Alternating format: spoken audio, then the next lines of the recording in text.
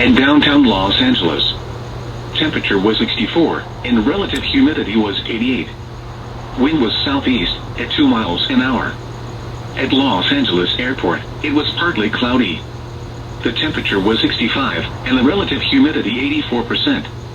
The wind was west at 13 miles an hour. The pressure was 29.97 inches and rising. At Long Beach Airport, it was cloudy. The temperature was 68 and the relative humidity 78%. The wind was west at 6 miles an hour. At Santa Ana, it was cloudy. The temperature was 69. At Burbank, it was clear. The temperature was 65. At Van Nuys, it was partly cloudy. The temperature was 67. The wind was... What's up? How you doing? Beautiful night tonight.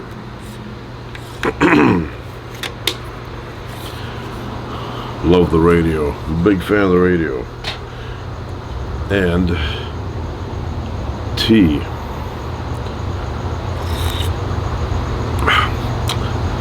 Delicious. Now, that's not Lipton tea. That's Paul Newman tea. But it's very good.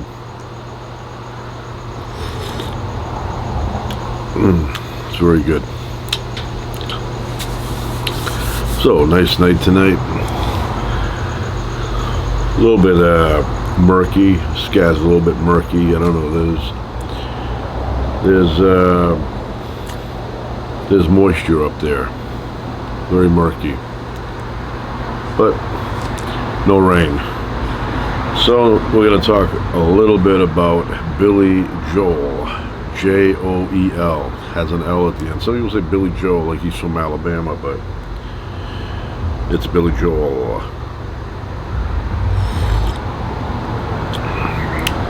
So yesterday I saw that Bill Maher had interviewed him, and it was not out yet. They said, come back Monday. LAPD. Anyway, he said, come back Monday. And you get to hear the interview. It's over an hour and 18 minutes or something like that. And I've said this before, I'm going to say it again. There was a time that I was a huge fan of his. Huge. When I say huge, I'm bigger than that. And I just couldn't get enough of the music. I was hypnotized by him. Pulled me into the music and I couldn't stop listening. Every single day I would listen to a bunch of the records. I had a turntable. Put the vinyl on. I had it in every format. I had vinyl, I had cassette, I had what else is there? Vinyl, cassette, CD, right? And you got to keep in mind, in those days the CDs were awful quality. The producers decided, you know what, we're just going to go with volume and just cut the top and the bottom and raise it, you know, and it just was not good, the CDs. I still, to this day, prefer vinyl. Anyway, I sat down and watched today the hour and 18 minute interview, and it was enjoyable. You know, I will tell you one thing after I take a sip. It's after now. When I was a huge, I'm still a fan, just not as big as I was back in my prime. But I will tell you one thing, when I was a fan like that, obsessed, I thought in the entire world that it was just me who was at that level. I didn't think anybody else existed that liked him that much. You know, I thought it was just me, and nobody could convince me otherwise. I thought, you know, they went to see him live, other people, but they went to see him live the way I go and see Pat Benatar, the way I go and see, you know, Paul McCartney. I'm huge fans of theirs, but not at the level I was of Billy Joel. So I thought I was like, you know, the average person would go see Billy Joel, but there was no one in the world like me. That's what I thought. I really believed that. And today, you know, these days, now that I'm older, I realize that there's a lot of people like that like his stuff a lot. And I will tell you, in my time when I was, 16, 17, 18, 19, those years, everybody would say to me, "Oh, you like Billy Joel?" And they'd make a face. Like, yeah. And they say, "Oh, really?" I go, "Yeah." I'll tell them, you know what? And I did tell them back then, this guy has over 30 hits in the top 40 that he himself wrote music and lyrics to. What are you talking about making a face like that? He's a one-hit wonder and I'm obsessed with that one song. This guy had like 33, 34 top 40 hits, 33. And he wrote them. He wrote them. Name someone else besides the Beatles and a couple other people, that have done that. So, a lot of people my age back then did not know talent. And he's a very talented guy. Yes, he is what's the word, derivative? They like to use that about him. He's a chameleon. He basically absorbs other people's stuff and then creates his own from it. But I think they all do that. They all do that. Some hide it better. Or some don't admit it. They don't even say, "Oh, that inspired me," or whatever. He tells you, that song inspired me to write that song. He tells you. So I was watching the interview, and I said, Bill Maher is a fan. Not at the level I was, but very close. He knew a lot of the songs that I thought I was the only one who knew. Those obscure B-side songs that never even make it to the B-side. Like if there was a C-side, that would be on the C-side. And I'll give you an example. So I'm a fan of a song called The Great Suburban Showdown. Nobody that I hung around with ever heard of that song. If I played it, on the radio for them, they would be like, "Who's that?" And they wouldn't like it because it's not commercial enough. But I loved that song. So I'm listening to Bill Maher, and he brings it up, even recites some of the lyrics. And I'm like, I'm impressed. I'm impressed. And Howard Stern, I was watching Howard Stern one time, just on a side note, very disappointed with Howard Stern. Not what he once was in terms of entertainment. He's I don't know, very dull now. He does good interviews and all that, but if you remember Howard Stern from the 90s, totally different guy. Totally different guy. And that's all I'm going to say about that. But I was listening to Howard Stern one time, and he was talking about how he loved that song, that album. He said he was in college, I guess, back then, and he kept playing it over and over. I went through a phase where I finally got to that album.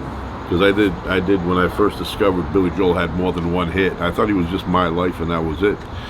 And then I found out, no, this guy has a ton of songs that are hits. So what I did is I would buy one album every 2 months and treat it like it was a new release. So I'd go home all excited, I'd put it in. So I remember when I got to the Street Life Serenade album. And, he calls it a plain album. I love that album. I love it. I love it so much that I actually went to the place where they shot, or they, not shot, but they based the cover of that album on. So I went down to San Pedro. For many, many years, I thought that album cover was based on some place in New York City. And then I was reading one time, and it said that Billy Joel based his album cover on a building down in San Pedro. So I found the building. I went down there, I went inside, I had my camera, and I started talking to the, bartender lady there, and there was another guy there. And I said, "Hey, can I shoot video in here?" And they said, "As long as it's not for commercial purposes." I go, "With this camera, you think I'd have a big Panasonic camera, Panavision, or whatever they call those? I wouldn't be coming in with a camcorder, right?" So anyway, I go, "Nope, just make no money off of it. It's just for me." She goes, "Okay, to shoot your video." So I shot my video, but in the meantime, after I would shoot scenes, I would talk to them, and I would say, "Are you guys aware that this building, the exterior, was used for a Billy Joel album?" Not one of them in there knew that. They're like, "Really?" You would think that that would be the first thing when they want to hire you. Right after the interview, they would say, "Oh, by the way, this building here was used on a Billy Joel cover. Did you know that?" I would mention that. So I was in there for like an hour. I've been in there like twice. Nice little place. When I finished my video shooting it in there, it's on my channel. You can check it out. I think if you go 5th Street Ave or 5th, I think it's 5th Street. 5th Street Bar, 5th Avenue Bar, 5th Street Bar. Pretty sure it's 5th Street. Hold on, something buzzing here. Nothing. So anyway, after I shot that video, I went outside and I started shooting some photos of the exterior building, and some old-timer, older than me. I see him from the corner of my eye. He's approaching me, and I'm taking the pictures from the middle of the street, and he goes, "What you doing?" And I go, "I'm taking photos." He's like, "Yeah, but for what reason?" And I thought I was going to be one of those people like, you can't photograph unless you get permission, right? And I was going to say photography is not against the law. I'm not doing it commercially. I'm not, making money off of this, so I don't need anything. I don't need your permission. You don't have the right to privacy outside the way you think. If somebody has a camera, they want to take pictures outside, nothing you can do to stop them. It's protected. Constitution protects that. So anyway, that's not what he came over for. He says to me, "What are you doing?" When I told him, he goes, "Oh yeah," he goes, I know that. And he started talking to me about Billy Joel stuff. Friendly guy, and then he moved on. I continued taking more pictures, but yeah. So I was down there, I enjoyed that. I said, I'm glad it's in San Pedro and not in New York, because I'm not in New York. So I have not seen the Netflix special yet, the documentary, part 1. I haven't seen it yet, but I will. If this was 1984, I would have seen it at Billy Joel's house before they even released it. That's how big of a fan I was. But I haven't seen it yet. And, a few things surprising. First, never realized he was, a booze bag. I thought he drank a little bit, beer with his dinner, maybe a shot of nice whiskey once in a while. But you see the interviews, and yeah, not only was he, he said he drank like a fish, which I never, if you told me that back then, I would have been like, are you sure? Who told you that? But he says he drank like a fish. And there's a lot of stories from the early days. Christy Brinkley, her book, she writes about how he would drink a lot, had a lot of issues with his drinking. So, never knew that. I thought he was like middle of the road, didn't really mess around with any drinking, drugs, anything like that. I thought he was like a quiet guy who wrote good songs. I didn't know that he did all that stuff. So that was a little surprising. What else did I find?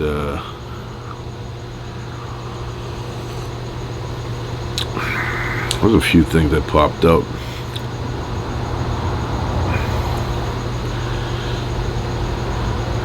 Yeah, the other thing, okay, so I remember when he had given up smoking, supposedly, right? Well, he did at the time.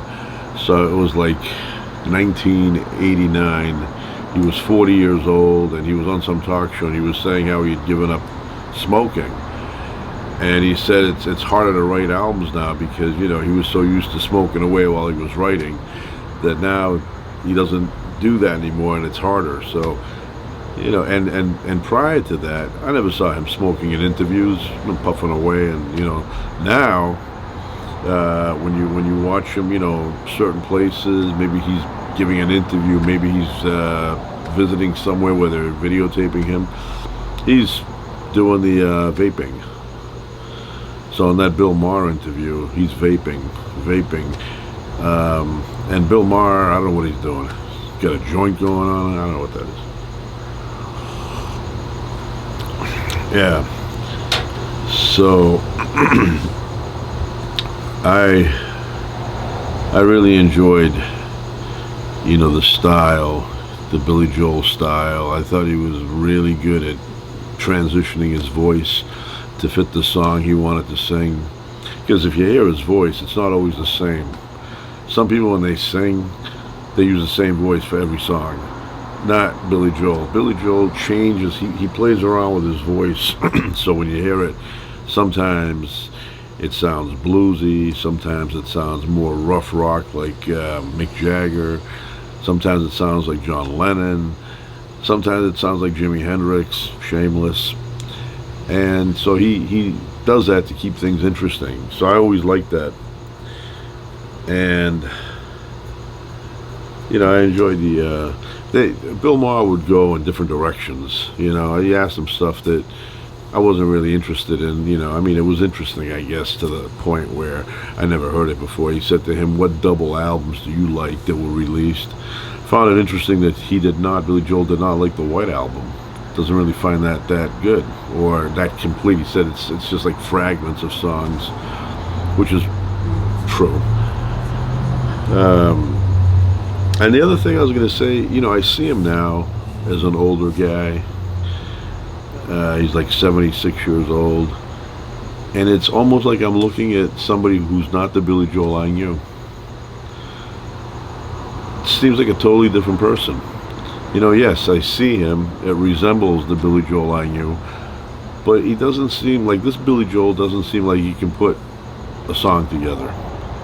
Like if they went up to him and they threatened his life and they said, "You better write a song, otherwise we're going to throw you down a flight of stairs," I don't think he could write a song. It just does not seem, I remember when I would see him in interviews back in the 80s and he would talk. It sounded like he knew what he was talking about. Now it sounds like, I don't know, Bill Maher asked him about the suicide thing, and that story, I've heard it hundreds of times throughout my life from him, Billy Joel. And he always tells a story about, one time it was pills, it did not, work. Another time it was Pledge, furniture polish. I don't know how he drank that. He opened up his mouth and sprayed it in there. And he said he picked that because he felt that bleach wouldn't taste good. And he's right? Bleach is not, does not taste good. But when Bill Maher mentioned to him that you drank furniture polish, lemon, whatever, Billy Joel was like, you knew that? You know that? He goes, wait, you have amnesia? You don't realize you've mentioned that, like, for decades now? For decades he's been mentioning that he tried to commit suicide drinking furniture polish. But this time he acted surprised, as if it was hidden news. Nobody knew about it. And then here comes Bill Maher, and he says, try to take yourself out by using Pledge, lemon Pledge. And he's like, how'd you know that? Because you have said it to everyone. Not a secret. That's good tea. I should have made up. Let me explain something. The reason I don't use big monster, can of paint teacups? Because you lose something. It doesn't taste as good. You have to get the right size. If you get the right size, it tastes really good. Put 1 teaspoon of sugar if you want. You don't have to. A lot of times I drink tea without sugar. But right now I put 1 teaspoon, and then I let the bag sit in the hot water for 5 minutes. I could do more. Sometimes I do more. Sometimes I do 7. But this time I did 5.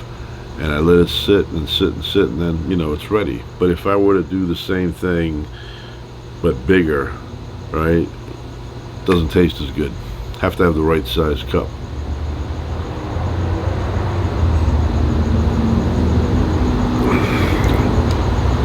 Yeah, I remember the younger Billy Joel. First of all, I could never imagine him getting old. I thought it was going to be, Billy Joel, 37 years old forever. Forever. With Sam, he's doing pretty good. I remember when he was in his 30s, then he turned 40 and released an album that I'm going to tell you one thing, but first I'm going to say I'm a big fan of Stormfront. When that came out, I was so pleased that it was such a good album. Every song on that album I enjoyed. From the beginning, That's Not Her Style, all the way to the end, and So It Goes. Love that album. So here's what I'm going to say about Billy Joel that annoys me. Really annoys me.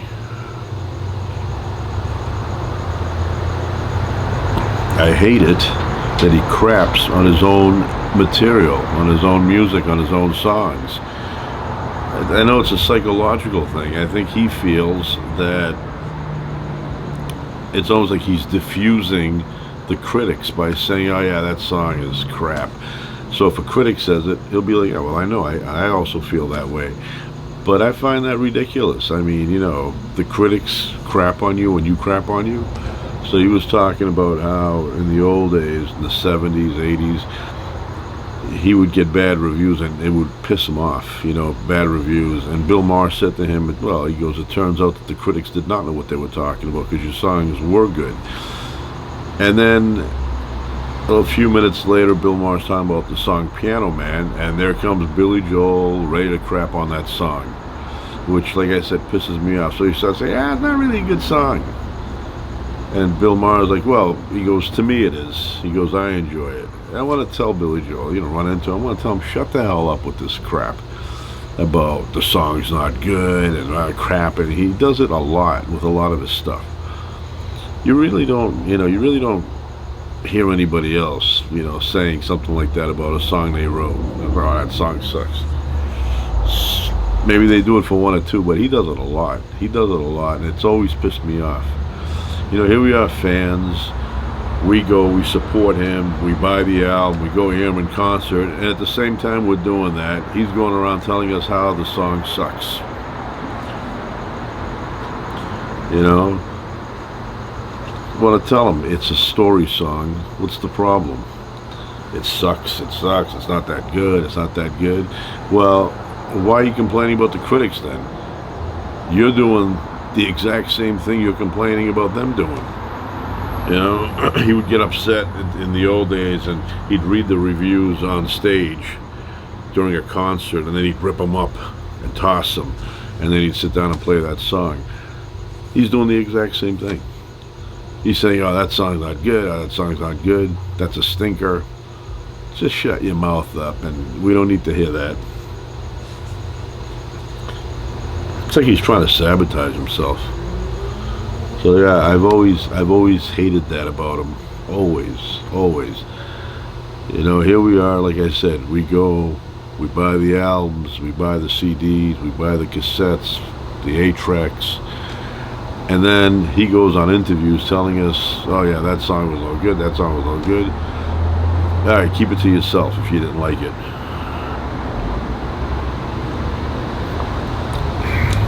He praises the song and So It Goes.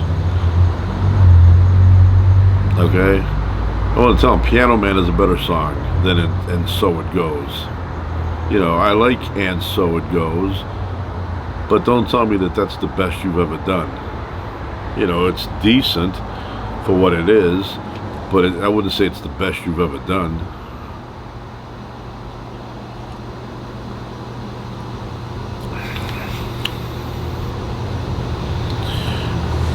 And then I've said this before, so it's not like it's going to be a big headline here, but never was a fan of River of Dreams, the album. It was the only album that I bought of his that was disappointing to me. I just didn't find it to sound like a Billy Joel record. And I heard it a lot. I remember I was down in Long Beach when I bought it. I bought it at the mall down in Long Beach, and I was all excited. I had a broken Walkman. It worked, but it was all beat up. And I walked on Belmont Shore, back and forth, listening to that. And I go, I'm trying to get in, I'm trying. Okay, side A, if that was an album, it's decent. You get to side B, it sounds like all filler. So, but that album was the first one, and to this day, the only one that disappointed me. When I heard it, I must have heard it like a few dozen times, and I said, it just did not have that sound that I was looking for. He got a new band on that, he got a new producer, it was different. And he talks about it like it's the best album, that and Nylon Curtain. Nylon Curtain is like 50,000 light years ahead of that album. That album is not that good. And I think one time I heard Liberty DeVito say the exact same thing about that album. It really isn't that good.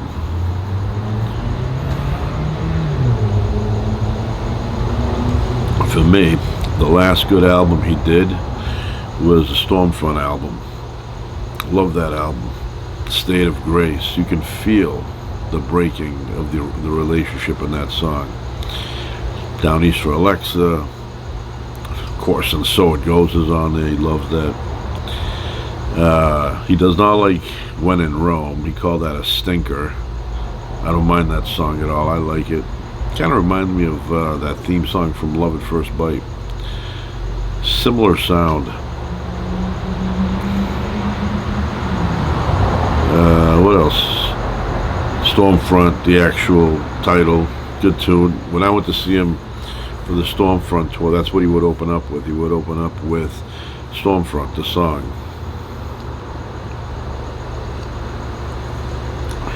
Shameless is on there. Love that song, Shameless. I Go to Extremes, another good tune. You know, what do we get now? Leningrad.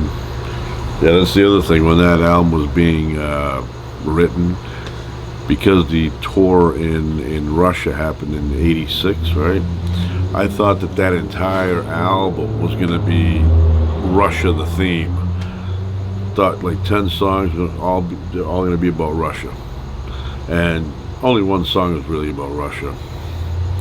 And of course, his number one hit, "We Didn't Start the Fire," which was inspired by, I was going to say Julian, no, not Julian, Sean Lennon and his buddy. Guess they went to the studio, I don't know, they said, hey, Billy Joel's recording there, let's go find him. I don't know how they found him, wherever it was somewhere. And they bumped into him, and I guess they were having a conversation about how, you know, it's tough growing up in those days. I guess it was like 88, 89, those years. And Billy Joel said to them, hey, I know how you feel. I felt that way when I was your age. And Sean Lennon or something. He said, well, at least you had a childhood. 50s, nothing happened. And then Billy Joel goes, what are you talking about? Nothing happened. I would have told him, you know what? Every day something happens. Forget about a whole decade, nothing happening. Every day there's something happening. You watch, something big's going to happen soon. You know, every day, every year, every month, every week, every hour, something somewhere is happening. So I sat down and wrote that song. All it is like, you know, it's almost like a rap song. And I want to say it again. I have to say it. I couldn't wait for the Bridge album. That's another album he craps on a lot, which pisses me off because I like that album. He keeps crapping on that album. He's like, yeah, it's not a good album. It's like, once again, shut up. All right? I'm buying it. I like it. I don't need you, the writer, telling me it sucks. Like my opinion is not good enough to figure that out, and it doesn't suck. You know, there's a lot of good tunes. When I got it, I went to my friend's house. He's got a really nice system. He had a nice system. Nice headphones. I went there, a nice turntable. I put the record on. I started listening, and the first single, first song, first cut, Running on Ice. And I go, definitely, this is going to be top 10. This is going to be released. And I had to play it a few times. To this day, it's one of my favorite Billy Joel songs. It's one of my favorite, no, it is my favorite on that album. My favorite song on that album. So I would play that constantly. And then I was disappointed when they did not release it. I remember I got into the car and they said this is a new single by Billy Joel, and I think it was either Matter of Trust or This Is the Time, but they never released Running on Ice.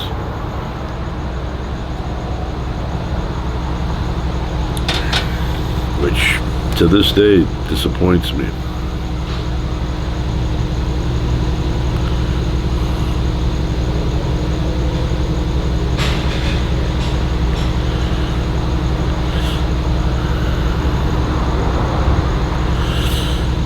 So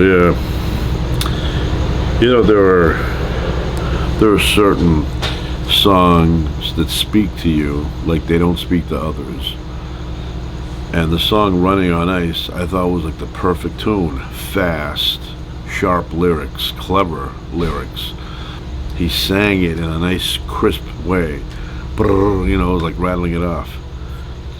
And I really thought and I think if they did release it, it would have done really well. These executives, they think they know, they don't know. And that would have, I truly believe that would have, what's going on over there?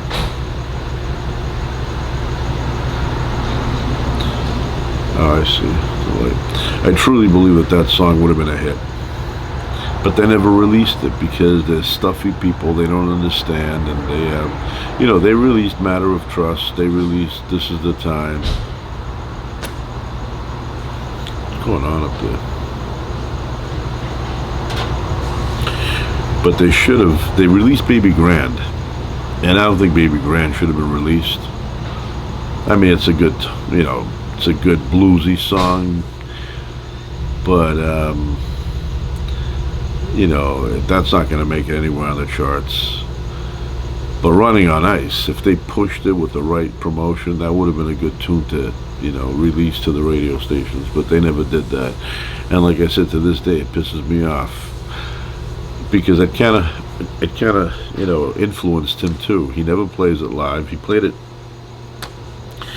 one time in '86, which was really a faster version than the one on the album.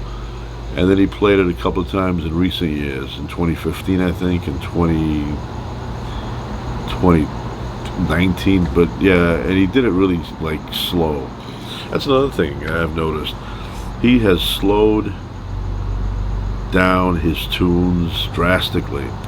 So if you hear, let's say, "Moving Out," Anthony's song, right, from 1978, I'm comparing live to live.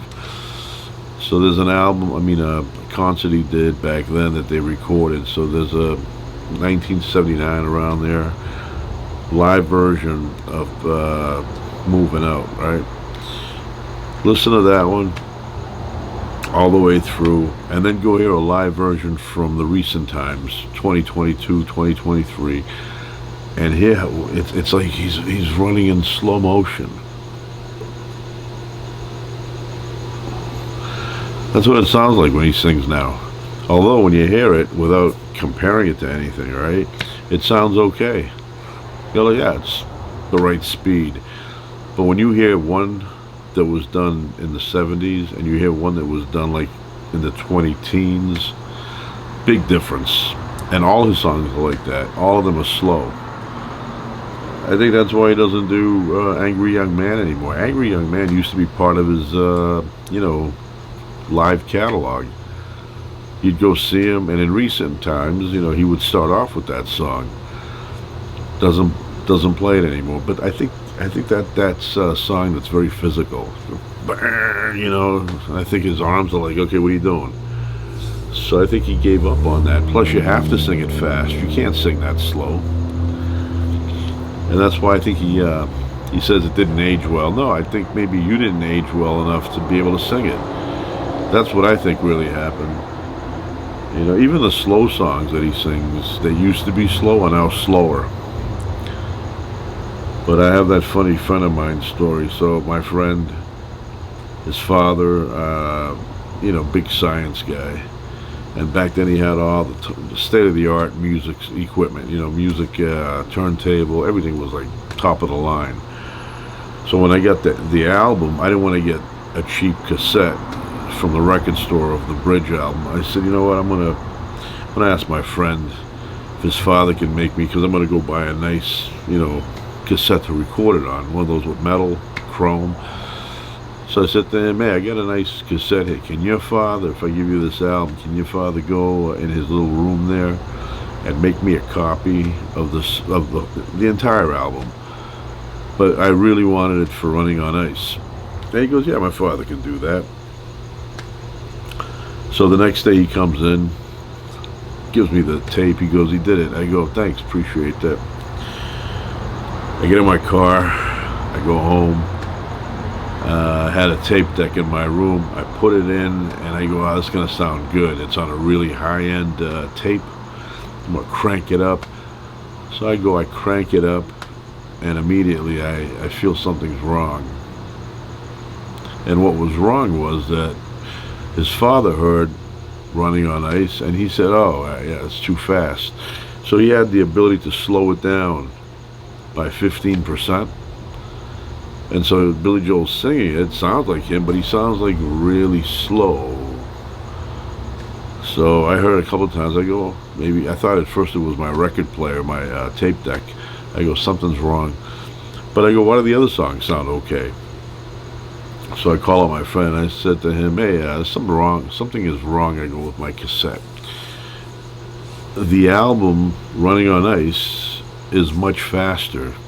And he goes, oh, let me ask my father. So he disappears like for 10 minutes. I don't know where he went to find his father, but I guess he found him somewhere. And he comes back and he goes, oh, my father did that intentionally because he felt the song was recorded too fast. I go, your father does not get to decide if the song was recorded right or wrong. Just record it the way it sounds on the album. Don't slow it down for me. So I gave him another copy, and then another cassette, and the next day he gave me the real deal. And his father recorded at the right speed. I'm like, imagine that. He decided on his own that Billy Joel recorded that song a little too fast. I think I'm going to fix it. And he made it into a slow song. But anyway, he was a nice guy, so not a big deal. Quiet night.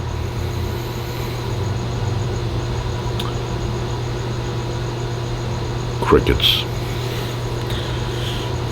See what's going on here. Moderate current risk.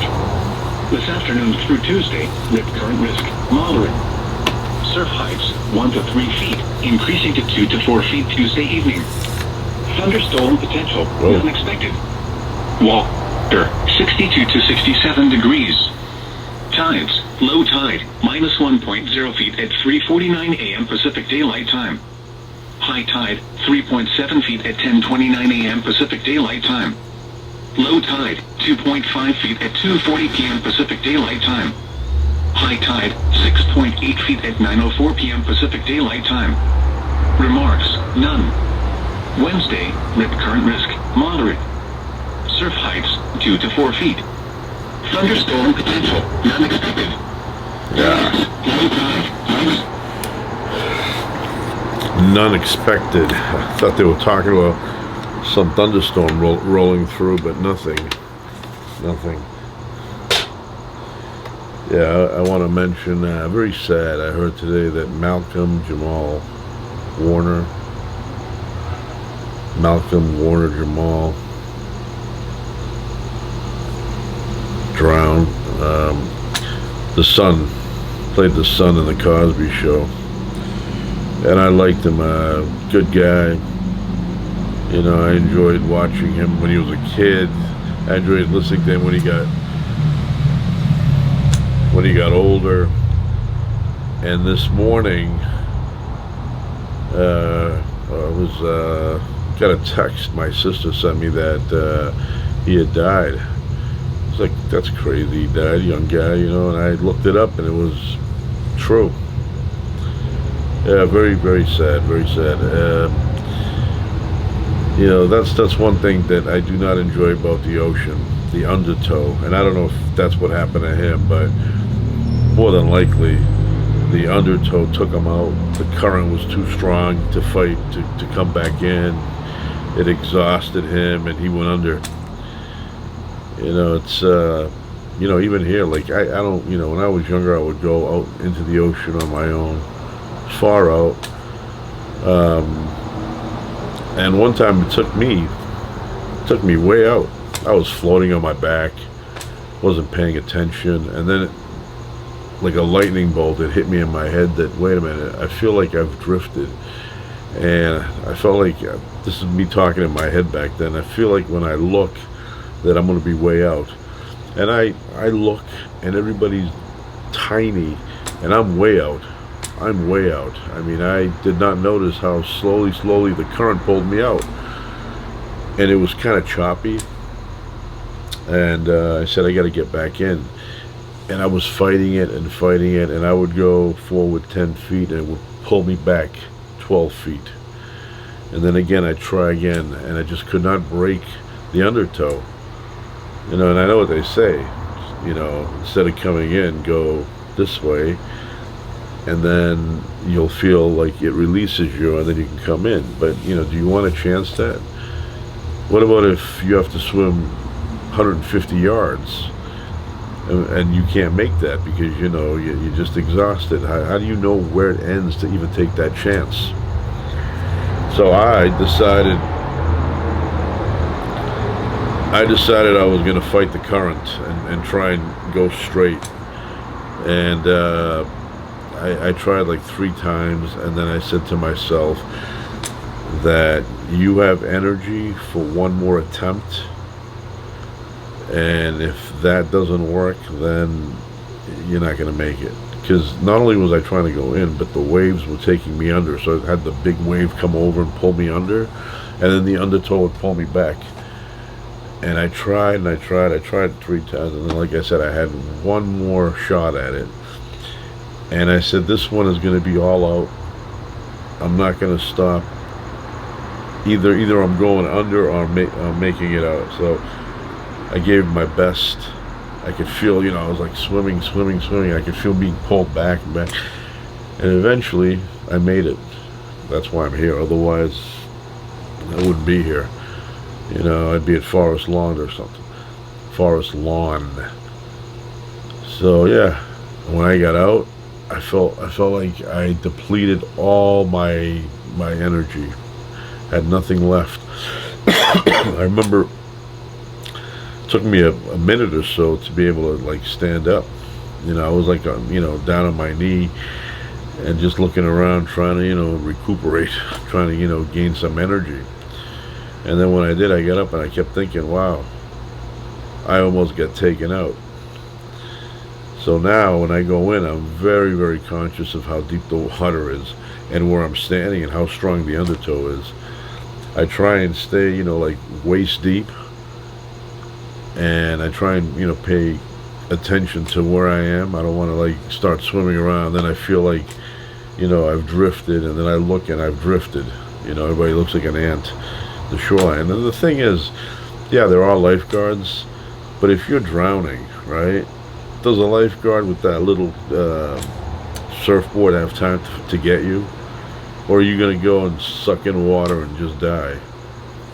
You know, they should have, see, little fly showing up here. I get that, I'm going to get that thing I have inside the tennis racket that electrifies. They like that. But anyway, you need a Sea-Doo. Get in that thing and, you know, start going, you know, 30 knots or whatever. You'll be there in like 3 seconds. Grab the, you know, person drowning and take them out. They go there with their, you know, little doggy paddle on top of a surfboard, and takes them forever. By the time you get there, the guy's already inhaled, you know, a quart of water. So very sad news. Every once in a while you'll hear something like that. We live in a world of tragedy. So that's it for now. Ciao.